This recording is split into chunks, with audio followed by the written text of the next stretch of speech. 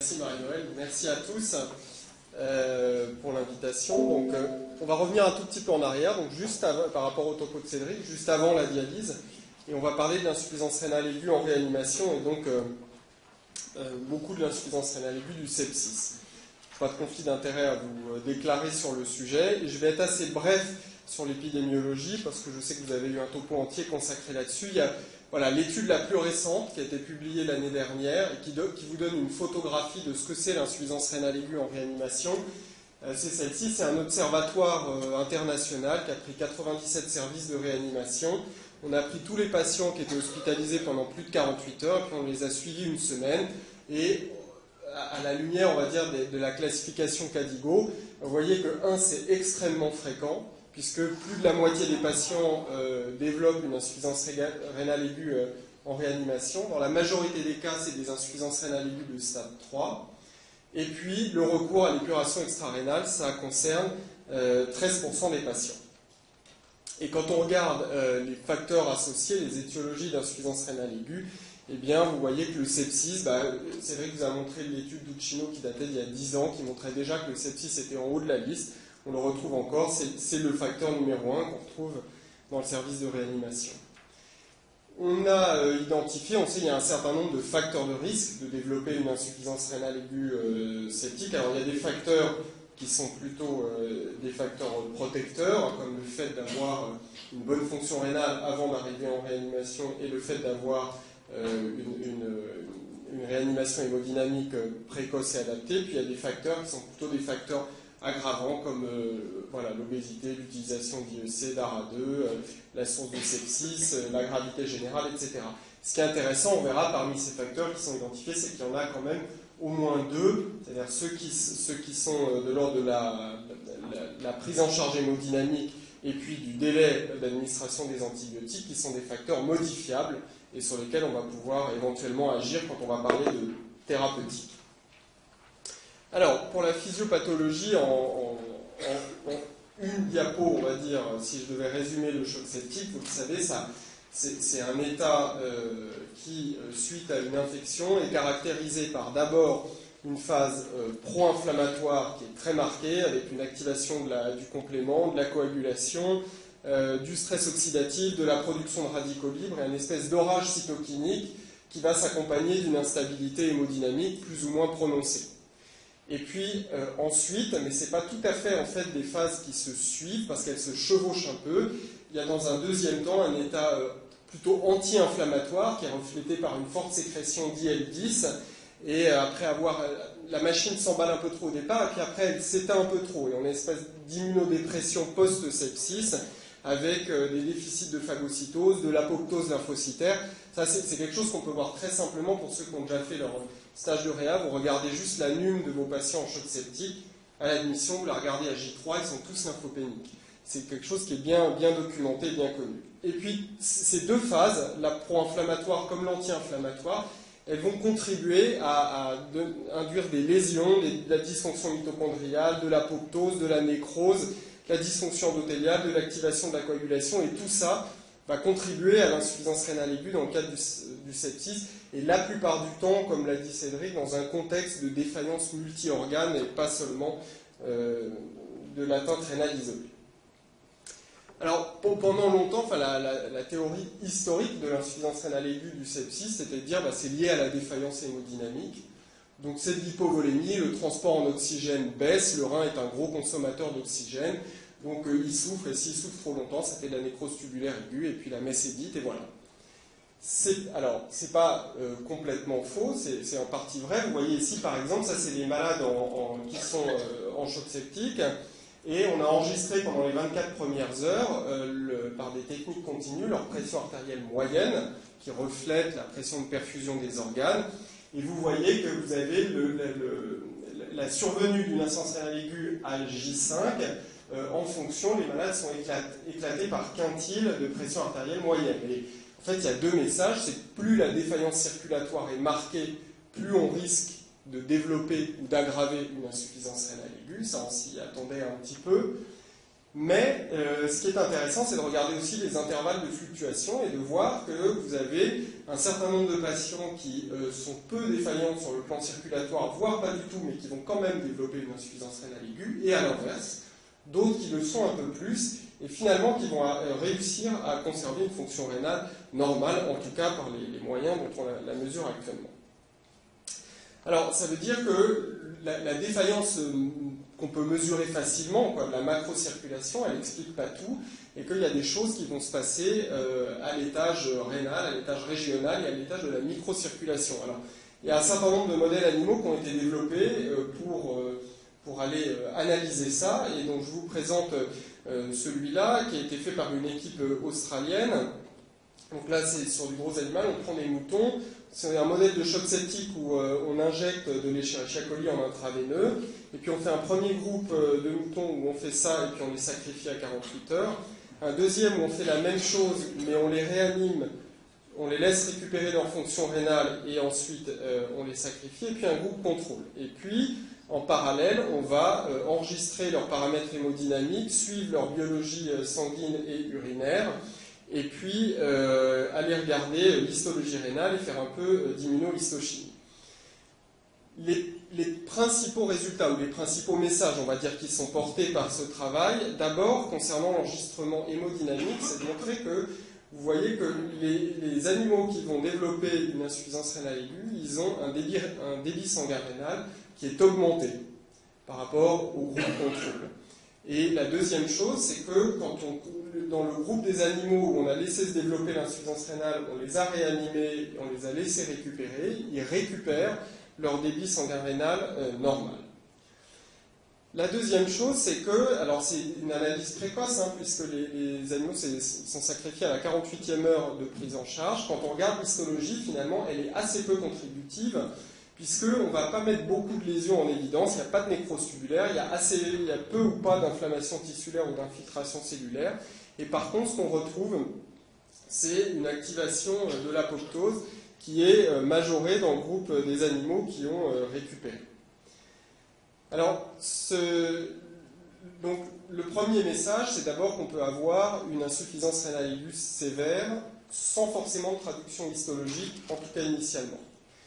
Donc le deuxième message, c'est que le débit sanguin rénal est augmenté, mais que ça n'empêche pas le débit de filtration glomérulaire de baisser. Et ça, pourquoi ça arrive? Parce que vous avez la régionalisation des débits qui est perturbée.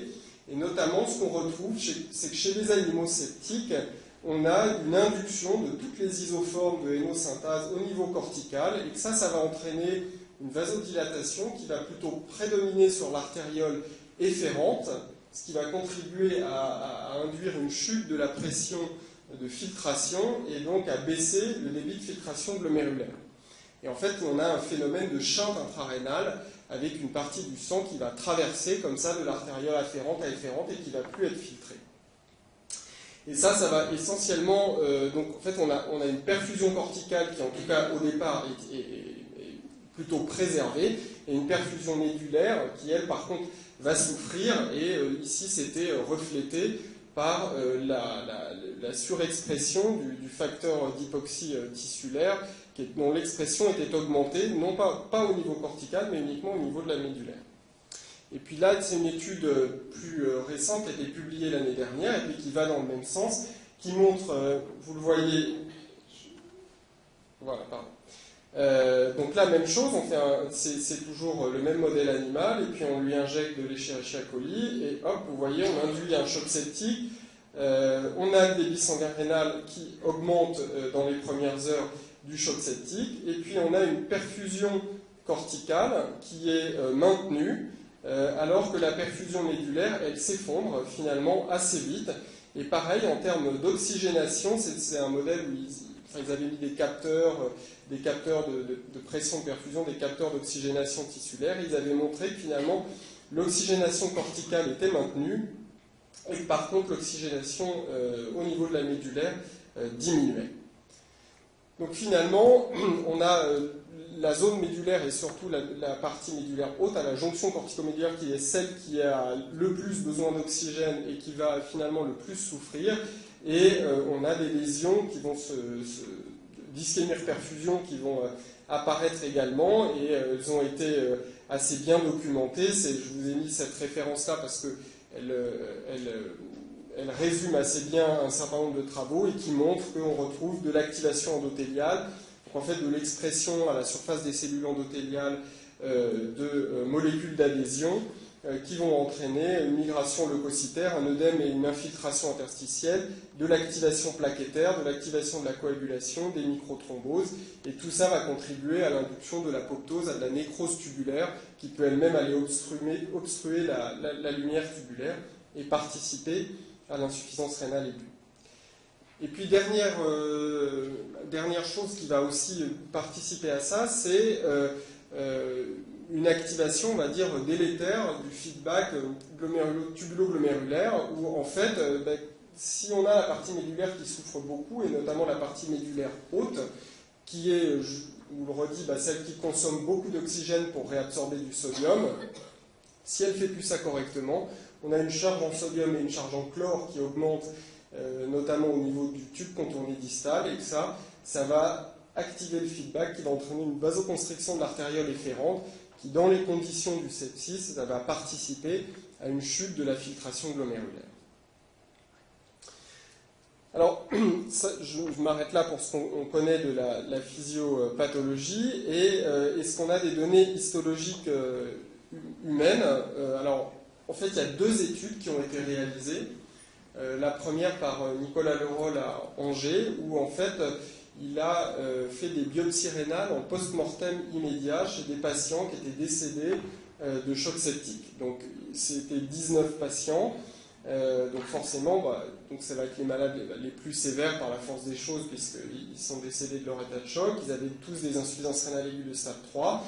Et ce qu'il a montré, c'est que ce qu'on retrouvait dans l'histologie de ces reins, c'est des lésions glomérulaires assez marquées, avec finalement, qui était surtout de l'infiltration par des cellules du sang, des polynucléaires neutrophiles, des monos, des macrophages, et puis dans 40% des cas, de la fibrine aussi dans les glomérules. Des lésions tubulaires qui étaient également marquées et qui associaient de la dépolarisation, de la vacuolisation, de la perte de la bordure en brosse, des lésions d'apoptose et des lésions de nécrose. Et puis de la congestion vasculaire aussi, avec des thromboses, mais qui ne concernaient qu'un patient sur 3, qui sont un peu compliqués à interpréter. Ce n'était pas corrélé à l'existence d'une CIVD biologique, mais encore une fois, c'est l'interprétation des lésions de coagulation chez les patients décédés, c'est un peu plus difficile. Pour ce qui était de l'atteinte interstitielle, il y avait 30% des patients qui avaient un œdème interstitiel, et par contre, lui, il n'avait pas noté beaucoup d'infiltration cellulaire au niveau interstitiel. A l'inverse, il y a une équipe, donc ça c'est le deuxième travail qu'on a à disposition, c'est le même type d'étude, biopsie post-mortem immédiat, un peu plus de malades, là, vous voyez 39, qui retrouvent à peu près la même chose, c'est-à-dire des lésions tubulaires qui étaient très marquées, et dans ce travail-là, par contre, vous voyez aussi une inflammation interstitielle qui était très importante et qui concernait 77% des patients. Ça mettait également en évidence, vous voyez, l'activation de la caspase à la jonction corticomédulaire. On a une induction de l'apoptose. Et puis la deuxième chose qui était intéressante, qui montre que c'est un processus qui est très dynamique, avec des phénomènes, on va dire, de destruction et de réparation qui arrivent pas forcément l'un après l'autre, mais parfois un peu en même temps, ou en tout cas pas de façon homogène dans les différentes parties du rein, puisque vous voyez qu'il y avait des zones, ça par le marqueur Ki67, qui est un marqueur de régénération cellulaire. Vous voyez que les patients septiques, ils régénéraient plus au niveau tubulaire que les patients contrôlés. Alors la biologie, je ne vais pas beaucoup m'étendre là-dessus parce que ça vous a été un petit peu montré. Vous savez, particulièrement en réanimation, les critères de définition utilisent quand même encore la créatinine. Et voilà, on sait juste qu'on travaille avec un marqueur qui est imparfait. Cette étude, elle montrait en fait le temps nécessaire, en fonction du pourcentage de perte du débit de filtration glomérulaire, le temps nécessaire pour doubler la créatinine. Et d'abord, il y a 2 messages, c'est qu'on peut perdre 30% de sa filtration glomérulaire sans traduction sur la créatinine, c'est la notion un peu de réserve rénale. Donc ça veut dire qu'effectivement, on va, à partir du moment où elle monte, c'est qu'on a déjà une chute importante du débit. Et puis quand on a une chute qui est plus importante que 30%, vous voyez quand même qu'il faut plusieurs heures, il faut même plusieurs dizaines d'heures pour voir la créatinine monter. Donc clairement, une fois qu'elle est montée, on est déjà en face d'une agression qui est très importante. Et puis, en réanimation, il y a deux phénomènes qu'il faut rajouter. Donc le premier, j'en reviens pas dessus, Cédric en a parlé, c'est le remplissage vasculaire qui dilue la créatinine.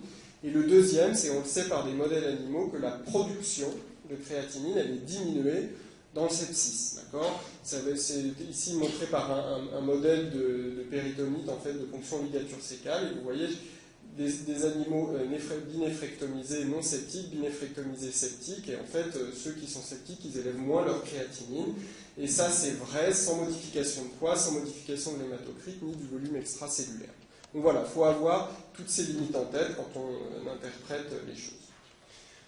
Donc si on devait résumer, pour la physiopathologie, il y a encore beaucoup de choses à découvrir. Mais enfin, ce qui semble acquis, c'est qu'effectivement, plus on a une défaillance circulatoire marquée, plus on va développer d'insuffisance rénale aiguë. Qu'il y a quand même des phénomènes au départ microcirculatoires qui sont très marqués et des troubles de la vasorégulation intrarénale qui sont au bénéfice de la corticale et puis par contre une médulaire qui va souffrir en premier. Et puis des lésions tubulaires qui sont très variées, qui associent des lésions d'hypoxie, de l'inflammation, du stress oxydatif, de l'apoptose, et que c'est un processus qui est extrêmement dynamique dans le temps. Alors, le traitement maintenant. Le traitement, on va dire, hors épuration extra-rénale. On n'a pas le médicament spécifique, magique de l'insuffisance rénale aiguë du sepsis. Donc c'est plein de petites choses sur différentes cibles qui peuvent éventuellement améliorer la situation. Donc bon, ça c'est encore une autre façon de montrer une espèce de schéma simplifié de problèmes qu'on rencontre dans les infections sévères. Donc la défaillance circulatoire avec éventuellement une part d'insuffisance surrénalienne relative sur laquelle on va pouvoir agir en substituant les patients en hydrocortisone, en faisant des protocoles de réanimation hémodynamique adaptés et précoces. L'hyperglycémie, on sait que c'est très fréquent dans le sepsis, ça induit une résistance périphérique à l'action de l'insuline. Dans les chocs septiques, c'est très fréquent quand les malades grimper leur glycémie en dehors de tout diabète. Et on sait que ça peut participer à de la génération de l'inflammation qui pourrait éventuellement elle-même participer à la survenue d'une insuffisance rénale aiguë. C'est un deuxième point sur lequel on peut éventuellement agir. Et puis, il y a l'activation de la coagulation. Un certain nombre de sepsis sévères s'accompagnent d'activation de la coagulation. Et il y a un médicament qui avait été mis sur le marché il y a 15 ans, en fait, pour ses propriétés anti-inflammatoires et anticoagulantes. Et on verra qu'il apportait peut-être un bénéfice. Alors, je vous montre là rapidement les études de Princeps qui avaient été faites. C'est toutes des études des années 2000. Vous voyez que l'insuline, notamment, c'était une étude qui avait été faite par Grit Vandenberg, où des patients en choc septique étaient randomisés. Soit ils avaient une insulinothérapie dite intensive avec un contrôle très strict de la glycémie, versus un bras où on fait comme d'habitude, c'est-à-dire plus libéral. Et puis, elle avait montré dans son étude que ça améliorait la survie des patients et que, également, ceux qui avaient été randomisés dans le bras insuline intensive, ils développaient moins d'insuffisance rénale aiguë, ils étaient moins dialysés. Deuxième chose, sur la partie défaillance hémodynamique, c'est Gilles Elianan qui avait publié en 2002 dans JAMA une étude dans laquelle il avait mis en évidence qu'un certain nombre de patients septiques ont une insuffisance surrénalienne relative face au sepsis et que quand on les supplémentait avec de l'hémisuccinate d'hydrocortisone et de la fludrocortisone, pareil, il semblait qu'il y avait un bénéfice dans son étude sur la mortalité. Et il n'y avait pas les données rénales n'étaient pas disponibles dans son étude, mais un certain nombre de modèles animaux ont montré que quand on administrait des corticoïdes à des animaux septiques, ils développaient moins d'insuffisance rénale aiguë. Là, pareil, un modèle de ponction ligature sécale, on fait la même chose et en rajoutant de la dexaméthasone, et puis les animaux développent moins d'insuffisance rénale aiguë. Donc, peut-être une piste. La protéine C activée, médicament qui a été développé par le laboratoire Lilly, qui s'appelait le Xigris, et qui avait montré, dans l'étude publiée en 2001, que quand on administrait dans le choc septique, il semblait y avoir un bénéfice sur la mortalité. Les données rénales de l'étude ont été publiées quelques années plus tard et montraient, pareil, qu'on avait une incidence moindre d'insuffisance rénale aiguë et de recours à la dialyse dans le bras protéine C activé. Et puis dernière chose, l'optimisation hémodynamique. Donc ça c'était l'étude d'Emmanuel Rivers, on est toujours au début des années 2000, où il avait comparé chez des patients qui arrivaient aux urgences avec un état de choc, un bras dit EGDT, c'est pour Early Goal Directed Therapy, c'était un protocole où on avait en gros 6 heures pour rétablir l'hémodynamique du patient versus bras standard où on faisait comme on voulait. Il avait montré que, en gros, quand on se dépêchait pour rétablir l'hémodynamique, on améliorait la survie des patients et puis des études équivalentes ont montré effectivement que, pareil, on diminuait le recours à la dialyse, on diminuait la survenue d'une insuffisance rénale aiguë. Donc finalement, on se dit que si on prend ces 4 points d'action, en tout cas, on peut peut-être gagner un peu. Il faut être honnête dans la présentation des choses. Toutes ces études qui ont été, la plupart étaient des études monocentriques. Il y a eu des études de confirmation qui ont été menées après, qui ont toutes été publiées en gros en 2010 et qui sont toutes négatives. C'est-à-dire l'insulinothérapie intensive. L'étude de confirmation multicentrique, elle a même été arrêtée avant terme parce qu'il y avait une surmortalité dans le bras interventionnel. Et puis, les études de confirmation sur l'hydrocortisone, la protéine C, ou des protocoles de gestion hémodynamique précoce, ils étaient tous négatifs sur la mortalité, ils étaient tous négatifs sur la survenue de l'insuffisance rénale aiguë ou le recours à la dialyse. Donc finalement, comment faut interpréter ça ? Il faut faire attention, ça peut être assez décourageant quand c'est présenté comme ça, en disant, en fait, on n'en sait toujours rien, on ne sait toujours pas ce qu'il faut faire. En fait, d'abord, la première chose, c'est que la mortalité du sepsis dans les années 2000 versus la mortalité du sepsis dans les années 2010-2015, c'est pas du tout la même. Le pronostic s'est amélioré. Et il s'est amélioré probablement, dans ces études-là, le bras contrôle, le bras standard of care n'est pas le même bras standard of care qu'il y a 10 ans, et les gens ont été quand même marqués par un certain nombre de concepts, notamment la réanimation hémodynamique précoce et faire attention au contrôle glycémique. Et du coup, l'amélioration du niveau de soins dans ces bras standards font qu'après, ça devient plus difficile de montrer qu'une intervention va apporter un bénéfice. Donc il ne faut probablement pas jeter le bébé avec l'eau du bain, et quand même, bon, alors, le Xigris, il n'est plus sur le marché, il n'existe plus. Les corticoïdes, c'est plus discutable, mais les mi-succès d'hydrocortisone, il reste possible de le faire dans les chocs septiques sévères, mais le contrôle glycémique et le contrôle glycémique pas trop strict, mais sans laisser les malades devenir très hyperglycémiques, et le rétablissement de l'hémodynamique le plus rapidement possible, c'est quand même quelque chose qui, dans tous les services de réanimation, reste plutôt de la bonne pratique. Alors, 2 choses maintenant sur la correction, notamment de l'hémodynamique, c'est le remplissage vasculaire et les vasopresseurs. Alors, pour le remplissage vasculaire, je ne vous parlerai pas des différents choix de solutés parce que ça serait trop long. Si vous voulez, on en parlera au moment des questions. Le seul message, c'est qu'il ne faut pas trop en faire. Et que beaucoup d'études ont quand même montré que, passé la phase de ressuscitation immédiate de l'état de choc, il faut, une fois qu'on a rétabli l'hémodynamique, plutôt avoir une stratégie conservatrice en termes de remplissage vasculaire, puisque la prise de poids en réanimation est associée à une surmortalité quand on a une insuffisance rénale aiguë, qu'on soit dialysé ou pas dialysé, ajusté aux facteurs confondants habituels. Cette étude l'illustrait, je l'ai choisie, il y en a beaucoup d'autres qui montrent à peu près la même chose. Et une autre façon de le montrer, ça c'est une des études de confirmation des protocoles. Enfin, c'est une étude américaine qui comparait, je ne vous les détaille pas, 3 protocoles de réanimation hémodynamique de l'état de choc, et dont l'objectif était de voir si ça changeait la mortalité à J28. L'étude était négative. Mais ce qui était intéressant, c'était de voir que les patients qui avaient été randomisés dans le bras protocole standard, au final, ce protocole faisait que c'était ceux qui avaient été le plus remplis par rapport aux 2 autres.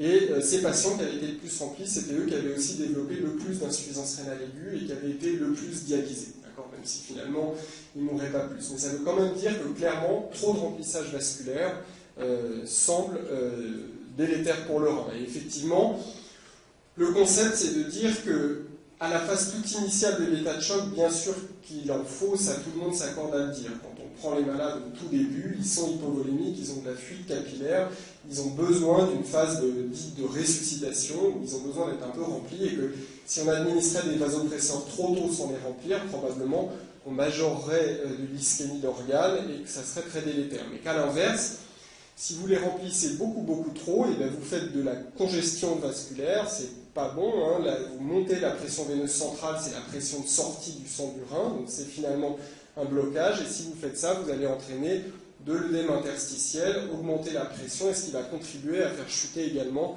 le débit de filtration glomérulaire. Donc finalement, le remplissage, c'est assez compliqué, il faut monitorer ce qu'on fait, il faut savoir s'arrêter, dans la zone, il faut en faire un petit peu, mais pas trop. Alors le problème, c'est que quand on a dit ça, qu'est-ce que c'est un petit peu, mais pas trop, on ne sait pas.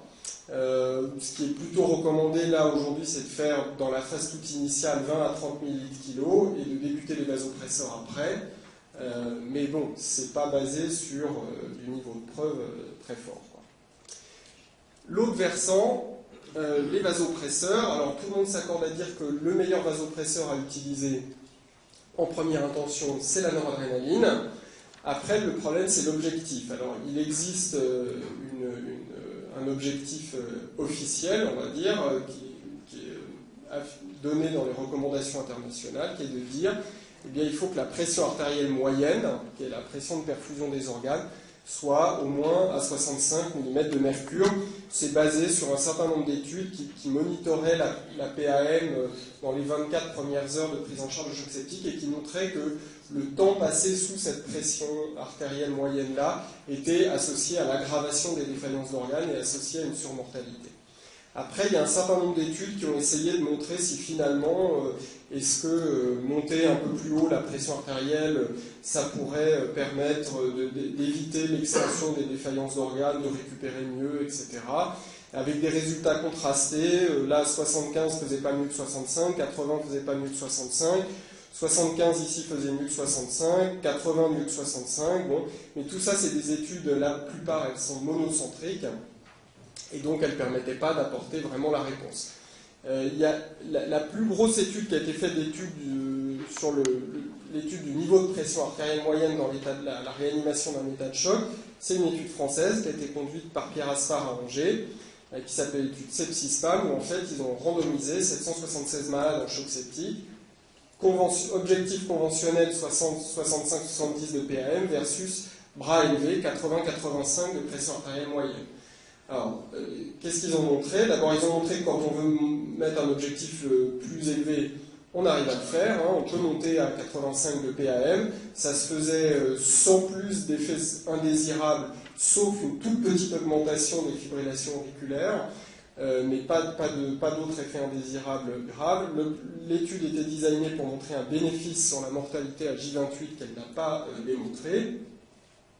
Mais par contre, quand on regarde dans cette étude, ce qui était intéressant, c'était de voir que les patients qui avaient une hypertension artérielle et qui avaient été randomisés dans le bras pression artérielle moyenne élevée, doublaient moins leur créatinine et avaient moins besoin de dialyse. Donc c'est un signal, hein, c'est pas un niveau de preuve, c'est juste c'est une constatation dans un sous-groupe, donc ça mérite d'être confirmé, mais probablement que chez ces patients-là, d'un point de vue rénal, il faut peut-être augmenter un peu leur objectif de pression artérielle moyenne. Beaucoup d'autres traitements ont été essayés, et je ne vais pas vous les passer un par un, puisqu'il n'est pas recommandé à l'heure actuelle de les administrer ni pour prévenir, ni pour traiter, ni pour accélérer la récupération rénale. Mais il y a d'autres médicaments en cours qui sont en train d'être testés. Je vous en montre deux. Alors, il y a la phosphatase alcaline recombinante qui, dans un essai de phase 2, semblait montrer un bénéfice. Hein. Alors, la phosphatase alcaline, on sait pourquoi ça marcherait, parce qu'elle a des capacités à inactiver l'endotoxine et aussi notamment à diminuer la synthèse de la production de la NO-synthase, notamment des cellules du tube contourné proximal. Et voilà, dans une toute petite étude avec 22 patients, il semblait y avoir moins d'insuffisance rénale aiguë chez les patients recevant de la phosphatase alcaline, moins besoin de dialyse, et quand ils étaient dialysés, ils étaient dialysés moins longtemps. Donc il y a un essai qui vient d'être terminé, multicentrique, la testant, et qui devrait, je pense, on devrait avoir les résultats l'année prochaine pour savoir si on a mis le doigt sur quelque chose d'intéressant ou si ça va allonger la liste des médicaments un jour testés.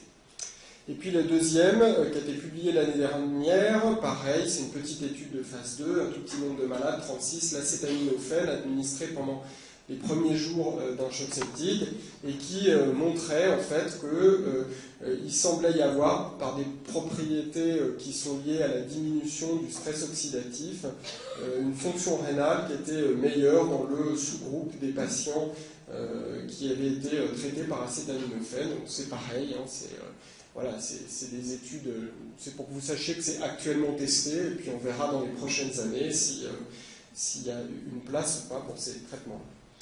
Donc finalement, pour le traitement, ce qu'on sait, c'est qu'il faut rétablir vite l'hémodynamique, une antibiothérapie la plus précoce possible, ok, peut-être une pression artérielle moyenne plus élevée chez les patients hypertendus, pas trop de remplissage, un contrôle glycémique pas trop strict, mais pas trop lâche non plus, et puis bon, ça, éviter les néphrotoxiques et adapter les posologies, c'est pas moi qui vais vous l'apprendre. On va finir sur le pronostic du rein septique en réanimation. Alors, là, c'est une étude qui utilisait la classification Riffel, hein, c'est pas les CADIGO, mais c'est juste pour vous illustrer. Ça, il y a des kilomètres de littérature qui montrent la même chose. L'insuffisance rénale aiguë en réanimation, c'est un facteur indépendant de surmortalité, graduel avec la sévérité, de surmortalité en réanimation et de surmortalité hospitalière. La mortalité des dialysés en réanimation dans cette étude-là, c'était 61%.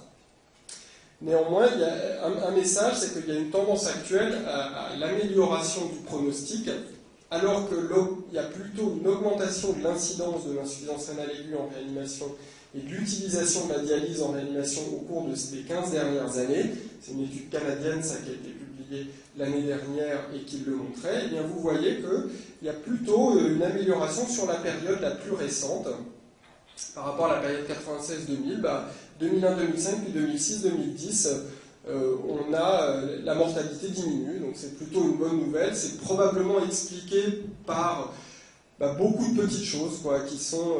il y a une étude australienne qui montre également la même chose, que la mortalité du sepsis a diminué sur les 10 dernières années en réanimation. C'est probablement beaucoup sur les efforts qui ont été faits sur la gestion hémodynamique et les protocoles, je pense, d'utilisation raisonnée des solutés de remplissage. Passer la mortalité immédiate, il ne faut pas oublier, cette étude avait bien montré que c'est aussi associé des patients qui survivent à une insuffisance rénale aiguë dialysée, sont des patients qui meurent beaucoup dans les 4-5 années qui suivent. Ça, c'est une étude menée par le groupe Australie-Nouvelle-Zélande, c'est la suite de l'étude rénale. Ils avaient pris des survivants à la dialyse dans leur étude et ils avaient été suivis pendant 5 ans. Et vous voyez quand même, il y a pratiquement 40% des patients qui sont décédés dans les 5 ans qui suivaient leur sortie de réanimation, de mortalité, on va dire classique, cardiovasculaire, infectieuse ou cancer, mais clairement, ces patients qui ont présenté une insuffisance rénale aiguë sévère, c'est un sous-groupe de patients qui doit être suivi derrière parce qu'il semble particulièrement fragile. Et puis derrière, après, il y a la récupération du rein. Donc on sait que la récupération rénale, ici vous avez une espèce de compilation de beaucoup de grandes études faites sur la dialyse en réanimation et qui montrent que quand on n'en meurt pas, la plupart du temps on arrive à être sevré de la dialyse. Mais plusieurs études maintenant commencent à arriver démontrant que certes on est sevré de la dialyse, mais quand on les suit un peu plus tard, et là c'est toujours le suivi de l'étude rénale, ils ont quand même 350 patients qu'ils ont pu analyser à 4 ans, et vous avez presque la moitié d'entre eux qui rentraient dans les critères de définition de l'insuffisance rénale chronique. Leur créatinine médiane était à 150 micromoles par litre, et 40% d'entre eux avaient une protéinurie significative, et ils avaient 1,7 médicaments pour contrôler leur hypertension artérielle.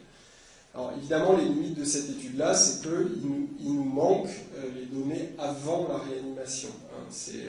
Donc on ne sait pas si un certain nombre d'entre eux avaient peut-être déjà une dysfonction rénale, mais en tout cas, la photographie, c'est celle-là, et ces patients qui survivent, on sait qu'ils meurent beaucoup derrière, et on sait que d'un point de vue rénal, probablement, c'est ce que suggérait cette étude-là, qui bénéficierait d'un suivi spécialisé, et là, c'était l'impact d'une consultation néphrologique dans les 90 jours qui suivaient la sortie de réanimation, et après un suivi, et qui montrait que ça diminuait la mortalité de ces patients-là.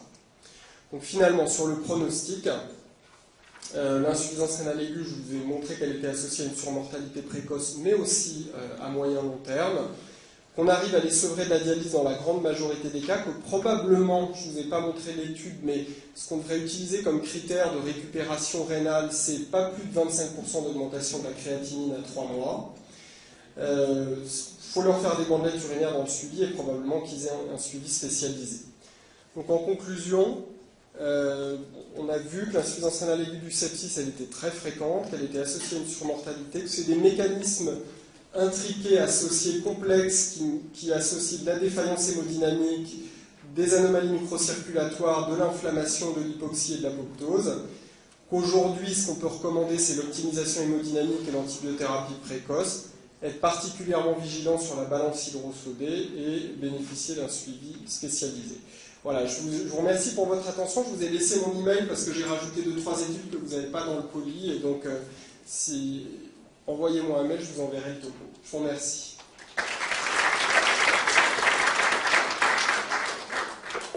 Bon, merci Emmanuel.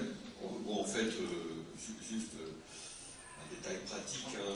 Tous les topos sont sur le site du QN dans le mois qui suit les séminaires.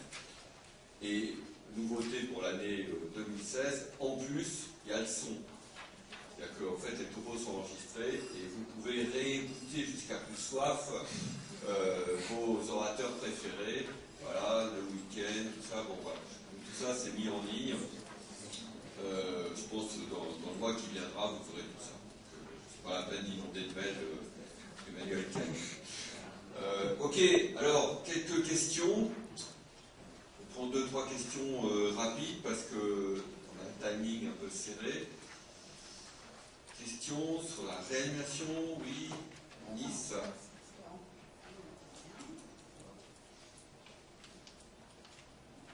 On remplit avec quoi? Alors, je ne l'ai pas mis là parce faute de temps, mais en gros, le message, c'est ce n'est plus recommandé d'utiliser des macromolécules. Le soluté de première intention, c'est plutôt le soluté salé isotonique. Après, l'albumine ne semble pas non plus avoir de place en dehors du syndrome hépatorénal un peu particulier. Par contre, voilà, ce qu'on ne sait pas encore bien, c'est dans les cristalloïdes versus soluté balancé. Il semble y avoir un signal vers le fait que quand on a besoin de remplir beaucoup, parce que je vous ai dit, tendance plutôt à faire du remplissage modéré. En fait, le problème, c'est que ça dépend aussi un peu du patient, ça dépend de la source du sepsis, parce qu'en général, par exemple, une pneumonie en choc septique, elle n'a pas besoin d'être beaucoup remplie. Une péritonite perforée avec un gros troisième secteur et de l'acide va avoir besoin de beaucoup plus de remplissage. Un brûlé septique, il aura besoin d'être très rempli aussi. Quand on est sur des gros volumes, le problème du soluté salé isotonique, c'est sa charge en chlore. Et quand on commence à administrer beaucoup de volume, et ben on va entraîner des acidoses hyperchlorémiques et il semble que ça participe éventuellement à l'aggravation, à la survenue ou à l'aggravation de l'insuffisance rénale. Donc la place des solutés balancées à voir, mais si on fait des gros volumes de remplissage, en tout cas, il faut regarder la chlorémie et l'équilibre acide-base. Hein. Voilà. Ah ben, il y a d'autres questions, j'en avais une. Les solutés balancées, on en a parlé hier. Ah. Vas-y.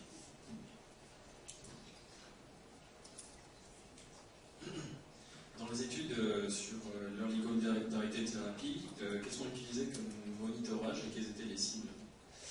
Alors, l'étude historique, celle d'Emmanuel Rivers, elle utilisait une technique de monitorage qui est la sonde de Swan-Ganz, le cathéter de Swan-Ganz. Donc en fait, il descendait le cathéter là, et puis il avait plusieurs objectifs de normalisation. Il mesurait la PVC, il mesurait la SCVO2, il avait aussi des objectifs d'hématocrite, et tout ça corrélé à des objectifs de pression artérielle moyenne et de diurèse.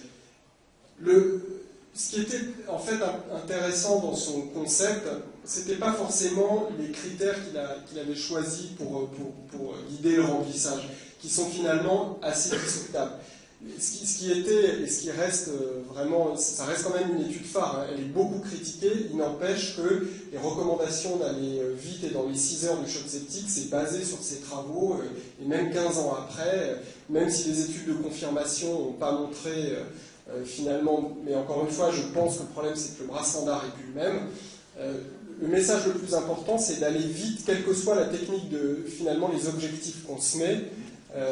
C'est pas tellement choisir la SCVO2 ou la PVC ou le delta PCO2. Il y a une quantité de mesures qu'on peut faire. Il faut juste bien connaître les forces et limites de celles qu'on utilise. Mais le plus important, c'est rétablir l'hémodynamique dans les 3 premières heures, mais idéalement, et dans les 6 en tout cas.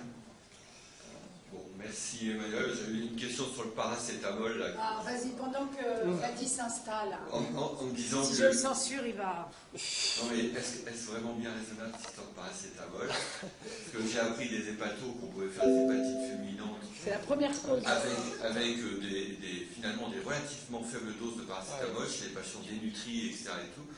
Donc dans le choc septique, moi mettre des grosses doses de paracétamol, est-ce que c'est vraiment raisonnable? C'était 1 gramme x 3, j'en sais rien, c'est une étude de phase 2, je l'ai citée pour que vous la connaissiez parce qu'elle est publiée et que c'est quelque chose de l'année.